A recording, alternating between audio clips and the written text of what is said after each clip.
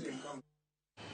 Lipot maduol makedo gi mibadhi e pachoka EACC oyangoni kaunti ma Homa Bay en achiel kuom counties mantie nyalo mamalo gole mit bilie eka okang eka ng'ato yudie chenro mar thieth ka counties mamoko ting'o Kwale, Kilifi, Wajir, Mandera kaachiel gi Murang'a. Lipotno bende oyango ni jo Kenya ni kod paro mar ni obila, jotend duol machoko osuru KRA, okinde, laktache kaachiel kod jopuonj gin moko kuom jogo mahinyo dwaro asoya eka mondo mi gichiw chenro madwarore.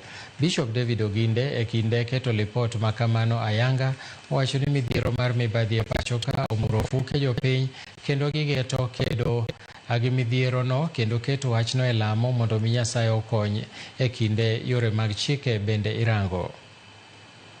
Stopping among the county government, and here is seeking medical attention, employment and county inspectorate services. Homa Bay, primarily because of issues of medical attention, is appearing there at an average of 12,381. There is this issue of turning TSC placements, which has never been on this chart, but today, last year it appeared, and you could see the average bribe was about 72,665.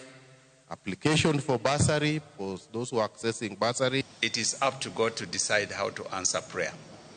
It is for us to pray. And my prayer was that those people who violate the laws that have been put in place, and at that particular time we are talking about the conflict of interest law that has just been instituted, that God would know how to deal with them. How he does that, when he does that, whether he does that, it is his prerogative.